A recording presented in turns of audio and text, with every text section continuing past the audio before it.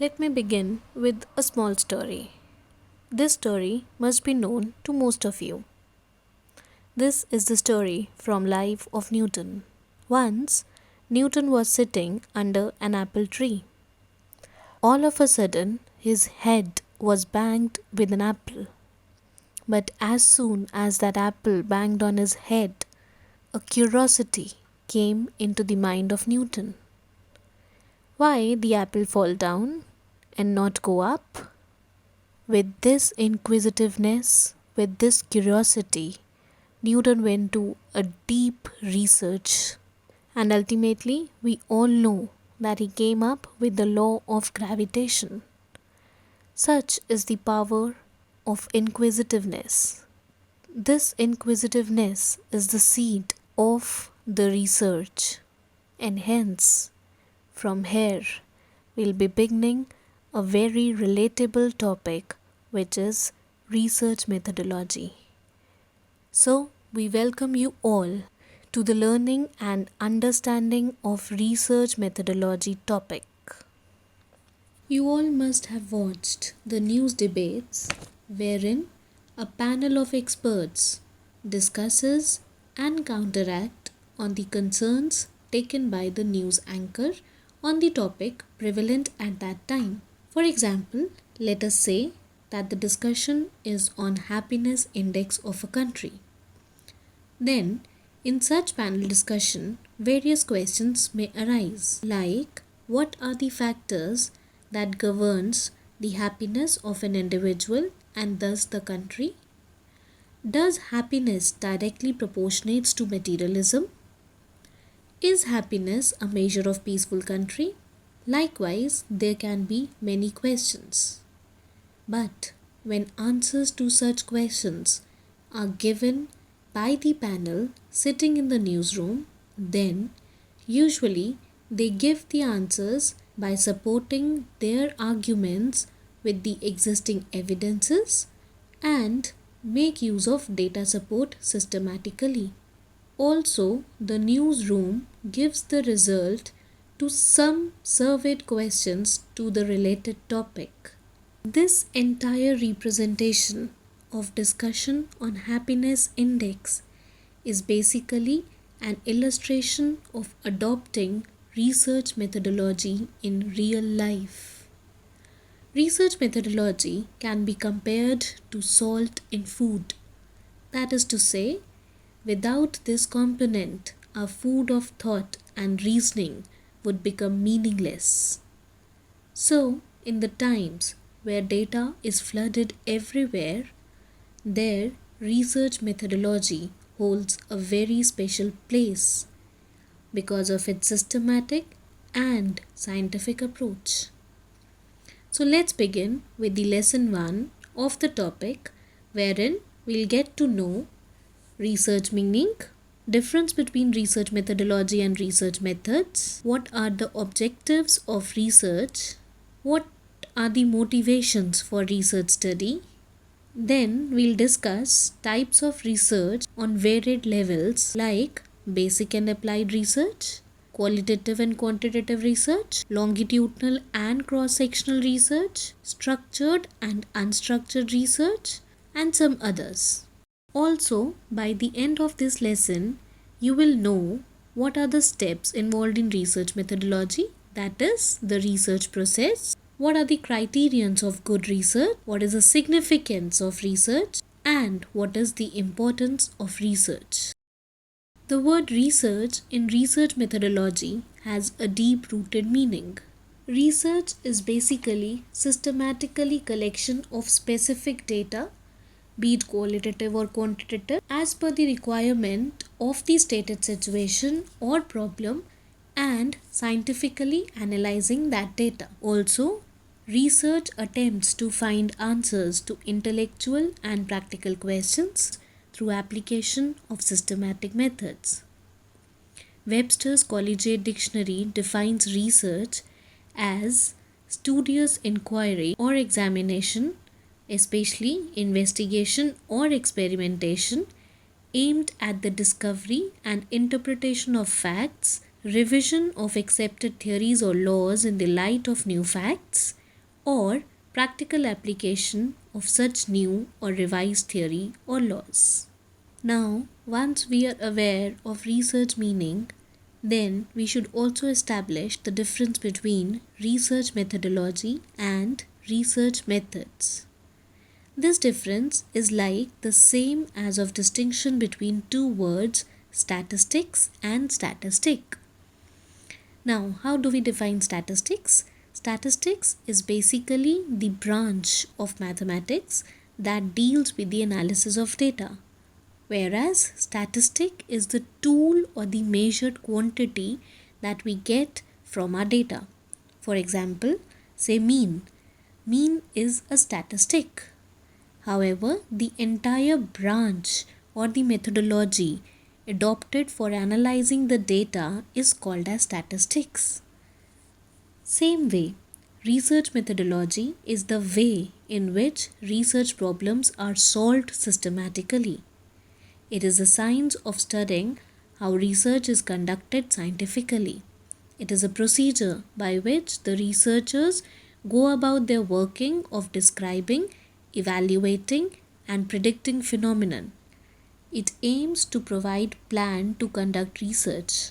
However, research methods are the techniques or the tools that are adopted for conducting research. Thus, research techniques or method are basically the tools that the researcher adopt for conducting the research studies. So, we can say that research methodology has many dimensions and research methods do constitute a part of research methodology. Moving on to the objectives of research. One of the objectives of the research is to gain familiarity with a phenomenon or to achieve new insights into it. This objective can also be viewed in terms of exploratory or formulative research studies. The second objective is to portray accurately the characteristics of a particular individual, situation, or a group. This particular objective is known with a viewpoint of descriptive research study. An example to this can be the research wherein we are studying what are the characteristics of individual who are buying organic products. The third objective can be to determine the frequency with which something occurs or with which it is associated with something else. Studies with this object in view are known as diagnostic research studies. These types of studies indicate the existing symptoms of a particular situation without establishing the causality of the relationship. Then the fourth is to test a hypothesis of a causal relationship between variables. Such studies are known as hypothesis testing research studies. We'll be taking up these objectives in details as we move ahead in the lesson. Before moving on in the details of these objectives, let's look at the motivations behind the research study. One of the motivations is the inquisitiveness or the curiosity that we commenced in the beginning. Then, to excel academically, one feels good to do research. So, the desire to get a research degree along with consequential benefits is one of the motivations of research. Desire to face the challenges in solving the unsolved problems, that is, concern over practical problems, is the another motivation behind the research. Like Ramanujan, he loved to solve the challenging problems. He researched a lot into mathematical theorems. Another motivation behind research study is the desire to get intellectual joy of doing some creative work. Then, desire to be of service to society is another governing force of research study. Research on social issues are examples to this. Also, the desire to get respectability is taken as a secondary motivation after the curiosity and eager to explore and come up with new or additional findings. So, a research may be because of any of these motivations. But if a researcher has opted for research, then he has to be clear with the objective of his research. And for that, one must be aware of different types of researches. So let's begin with the first categorization of the research type. This is fundamental research versus applied research. Fundamental research or basic research emerged around the late 19th century and early 20th century with an attempt to connect the dots that existed in the societal utility of the sciences. Basic research or fundamental research is sometimes called as academic research also. The reason behind this is that this type of research is primarily focused on the advancement of the knowledge rather than solving a specific problem. It basically deals with an investigation on basic principles and reasons for occurrence of a particular event or process or phenomenon. It is also called as theoretical research. Study or investigation of some natural phenomenon or relating to pure science are termed as basic research. It provides a systematic and deep insight into a problem and facilitates extraction of scientific and logical explanation and conclusion on it. The outcomes of basic research form the basis for many applied research. So, if we try to grasp in what basic research is, we have basic research is basically a generalization investigation that aims at basic process wherein we try to get all the facts and attempts to explain why things happen. So, for example, studies on employee dissatisfaction and attrition led to the study of impact of fixed working hours on family life and responsibilities. This study led to the organization realizing that they need to have flexible working hours so that employees can better manage their work-life balance. The context of this kind of study is vast and time period is flexible. Hence, this type of research is termed as fundamental or basic research. Let's have a very quick view of how we can have a questionnaire related to fundamental research. This is just a miniature of the questionnaire that can come up in fundamental research. So, let's have a look at it. We'll be developing this questionnaire in Google form. We'll be just taking up 3 simple questions just to get a feeling of how we can develop a questionnaire related to basic research. Say we are putting the title as work-life balance.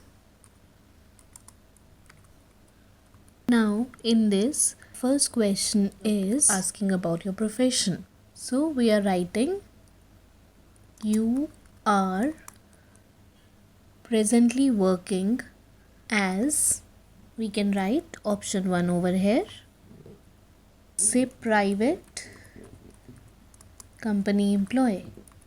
We can add another option by clicking on this and let the second option be government company employee. Same way, you can add various options in this question. Let's move on to add another question. By this sign, we can add another question to our Google Forms. Now, respond to these questions in terms of your life outside of work. Now, we'll change this question to multiple choice grid question wherein we say that you need to reply on the scale of 1 to 7, where 1 represents that you strongly disagree, 2 is disagree, and similarly other options. 7. Being strongly agree. Here, our first question that we want to ask is, the demand of my work interfere with my home and family life? Now we want to have column 1, column 2, column 3, column 4, column 5, column 6, column 7. Then second question that we may ask is, I wish I had more time for some outside interests and hobbies. Likewise, we can have many more questions. Adding one more question. Suppose we want to have that we want our participants or the consumers or the respondents to respond these questions in terms of fairness of rewards at their workplace. Again, they need to rate it on the scale of 1 to 7. Like this, we can come up to a full-fledged questionnaire while we are involving any research. So here is the view of miniature of a Google form wherein we are working on the work-life balance. Similar kind of forms can be generated for any type of research that we are taking into consideration. With this, let's move on to applied research. In an applied research, one solves certain problems employing well-known and accepted theories and principles. Most of the experimental research, case studies, and interdisciplinary research are essentially applied research. Applied research is helpful for basic research.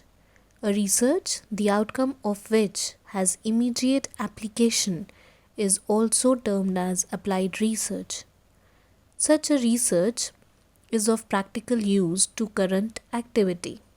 For example, a soft drink company wants to understand that why a particular variant is not getting a large number of buyers. Another example can be of Tata Nano. Suppose the company wants to find that despite such an affordable price, why the Tata Nano does not find a large number of buyers. This study is of practical value to a specific organization. Also, it has implications for immediate action. This kind of action-oriented research is termed as applied research.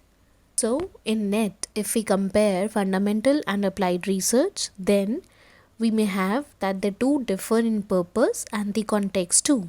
Like, in fundamental research, the purpose is to expand the knowledge of processes of business and management or other concerns, whereas in applied research, the aim is to prove understanding of particular business or management problem or some other field problem.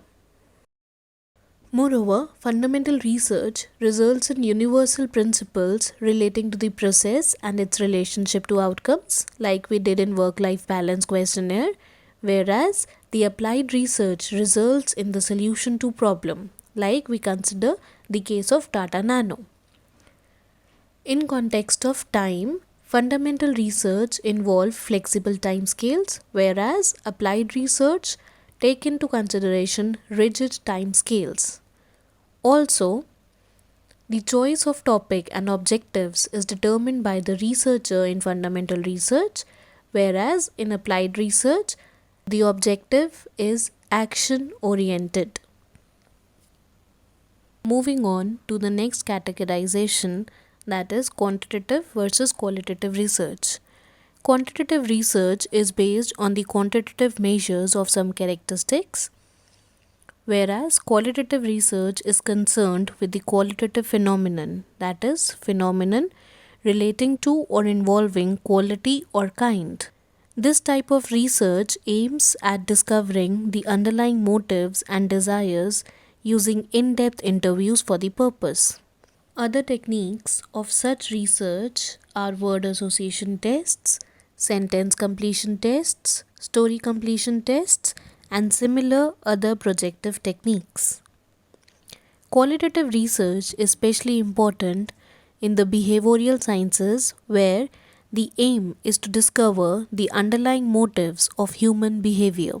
Through such research, a researcher can analyze the various factors which motivate people to behave in a particular manner or which make people like or dislike a particular thing. An example to qualitative research can be like social value creation, a qualitative study of Indian social entrepreneurs.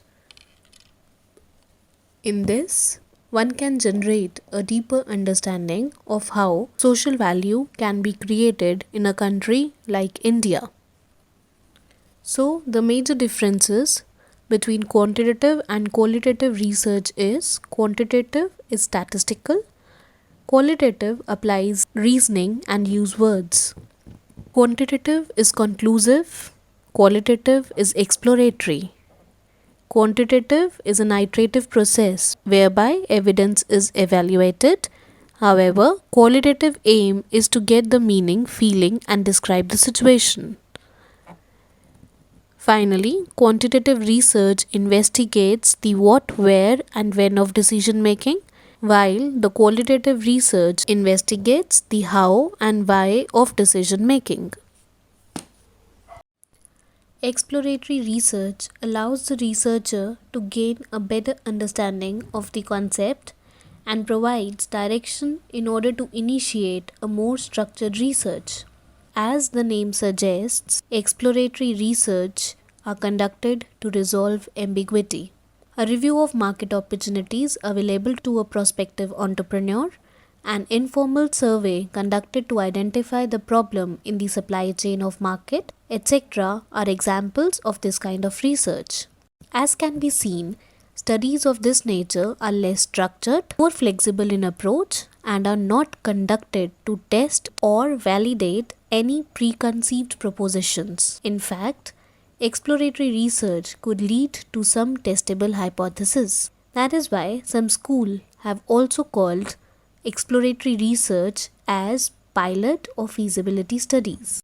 So, for these reasons, exploratory research is broad in focus and rarely provides definite answers to specific research issues. The objective of exploratory research is to identify key issues and key variables. Descriptive and explanatory comes under the umbrella of conclusive research, where the research study is especially carried out to test and validate hypotheses and specified relationships. In contrast to exploratory research, these studies are more structured and definite. The variables and constructs in the research are clearly defined with explicit quantifiable indications. The time frame of the study and respondent selection is more formal and representative. Also, the emphasis on reliability and validity of the research findings are of critical significance in descriptive and explanatory research. The descriptive research is directed towards studying what and how many of this what. For example, a study to distinguish between the characteristics of customers who buy budget cars and those who buy luxurious cars is an example of descriptive research, whereas explanatory research goal is to understand or explain the relationships. It basically uses correlations to study the relationships between dimensions or characteristics of individual, group, situation or events. It can be further extended to causal research. Causal research studies explore the effect of one thing on another and more specifically the effect of one variable on another. For example, if one wants to study the impact of increase in price on the sales of a product, then this kind of research is an explanatory research, or to be more specific, a causal research. Moving on to another categorization, which is longitudinal and cross-sectional. So the major difference between longitudinal and cross-sectional research is longitudinal research involves data collection, whereas cross-sectional research takes into account the data gathered at one point of time. Longitudinal research can be further divided into trend study, cohort study, or panel study, wherein trend basically looks at the characteristic over time. Cohort study takes into consideration a subpopulation over time. Panel study takes into consideration the traces of the same sample over time. Then we can have structured and unstructured types of research. Structured approach takes into account a formal process of formulating objectives, design, sample, and the questions that one plans to ask to respondents. Whereas in unstructured approach, there is flexibility in all these processes. To name a few others, we may have policy-oriented approach, which deals with the type of research that focus on how can problem X be solved or prevented. We can have classification research that demonstrate the differences and explain relationships. We can have comparative research that compares the similarities and differences between the units at different levels. Then we can have theory testing research which aims at validity of a unit. And then we have theory building research which aims to establish and formulate a theory. So these were the different categorization of research, and depending on what we want to explore or what is the motivation behind our research process and the objective, we can take up the respective research type. Now next comes the research process. So basically, in order to carry out research, a systematic procedure is carried out. We'll be taking up these steps in detail in the coming lessons, but let's have a view of what are the steps that are involved in the conduct of research. The very first step is formulating the research problem. There are two types of research problems, namely the one that relates to the states of nature and the other which relate to relationships between the variables. So, at the very outset, the researcher must zero down to the problem he wants to study. He must decide the general area of interest or aspect of subject matter that he would like to inquire. For example, say a company who is making and selling cars wants to expand his business. For this, the company owner wants to understand whether he should come with a new variant or should diversify the current model. Once the problem is formulated, then it's vital to write a brief summary of the related existing literature. For this purpose, the abstracting and indexing journals and published or unpublished bibliographies can be looked for. Academic journals, conference proceedings, reports, books, etc. must be considered depending on the nature of the problem. Also, while taking up the literature review, one should take into account the research gaps which a researcher wants to decode too.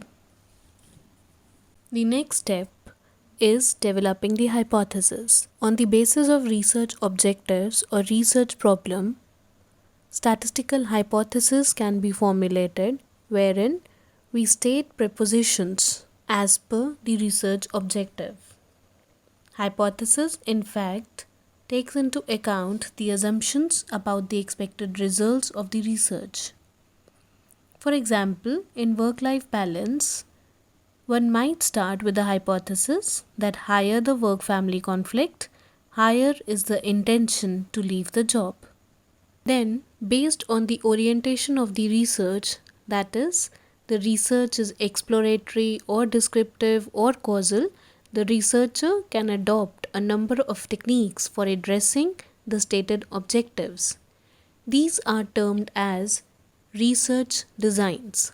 The main task of the design is to explain how the research problem will be investigated. The preparation of research design usually involves the means of obtaining the information, the availability and skills of researcher, the time available for the research, and the most important, the cost factor relating to research.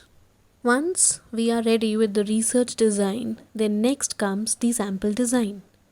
Sampling design basically takes into consideration whether we are interested in probabilistic sampling or non-probabilistic sampling. Sample design basically is the utmost consideration of research methodology, because research methodology is employed where it's not possible to inquire each and every unit of the universe or the population.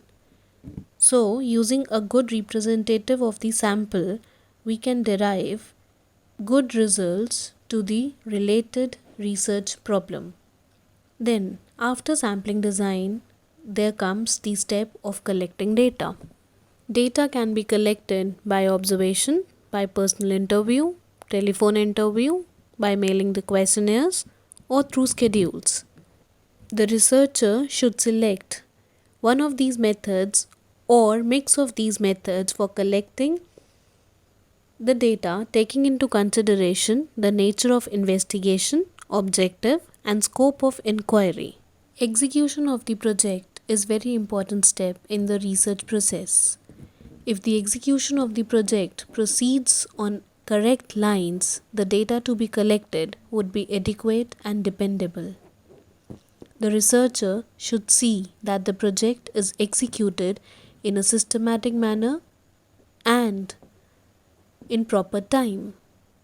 Occasional field checks should be made to ensure that the execution of the project is going properly. Then comes analysis of data. Analysis of data can vary whether your data is qualitative or quantitative data. For quantitative data, we may adopt statistical procedures, whereas for qualitative data, we may go with exploratory data analysis like factor analysis, or we may take up non-parametric tests too. The next step that we take up is hypothesis testing. So depending on the level of significance and our acceptance and rejection areas, we can test on the basis of the sample collected whether the hypothesis is not getting rejected or is getting rejected in accordance with the research problem formulated. Once the data has been analyzed and summarized, linking the results with the research objectives and stating clearly the implications of the study is the most important task. One should also take into consideration the limitations or the assumptions while interpreting the findings. Then, with this, the last step of the research process comes into account, and that is report generation. The report has to give complete details about everything that was done, right from problem formulation to the methodology followed to the conclusions of the study. One should always support the report generation with the practical implications or the managerial implications, along with the limitations and the strengths of the research carried. So, in this way, a researcher can conduct a good research by following the proper research process steps. And while taking up the research process, the researcher should keep in mind the criteria of good research. Good research is the one where the aim should be clearly defined, the procedure should be well defined and described, the procedural design of the research should be carefully planned. The researcher should report with complete frankness the limitations in the procedural design and estimate their effects upon the findings.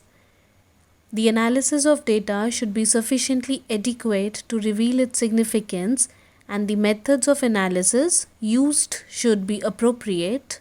Also, the validity and the reliability of data should be checked carefully. Conclusions should be confined to those stated by the data of the research and limited to those for which the data provide an adequate basis. Definitely, greater confidence in research is warranted if the researcher is experienced, has good reputation in research, and is a person of integrity. That is, a good research should be based on ethical values. Further elaborating the criterions of good research, a good research should be systematic in nature. That is, a structured process should be followed while conducting the research. Systematic characteristics of the research should not rule out creative thinking, but it should creatively make use of guessing and intuition in arriving at conclusions. Definitely, a good research should be logical. It should be based on proper theoretical foundations. In fact, logical reasoning makes research more meaningful in the context of decision making. It's good if our research is supported with empirical results. Along with logical analysis, our research should be sound with respect to statistical and empirical results. Then, good research should be replicable. This characteristic allows research results to be verified by replicating the study and thereby building a sound basis for decisions. This means that the process followed must be reliable, that is, in case the study is carried out under similar constraints and conditions, it should be able to reveal similar results. So, with this, we come on to the significance of research. Research definitely inculcates scientific and inductive thinking, and it promotes the development of logical habits of thinking and organization.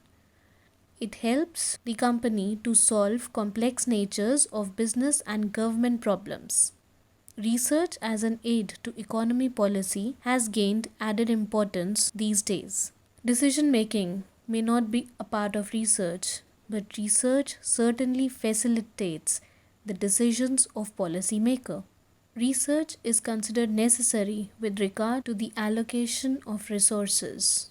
That is to say, research takes into account the budget constraints, thereby giving a picture of the population by investigating sample of the population. So with this, we come to the importance of research. Research is definitely important for the students who are seeking their career towards PhD, MPhil, etc. To professionals in research methodology, research is a means of livelihood. To philosophers and thinkers, it's the food of their thought that gives them satisfaction. To literary men and women, research means the development of new styles and creative work. And to analysts and intellectuals, research means the conceptualization and making of new theories.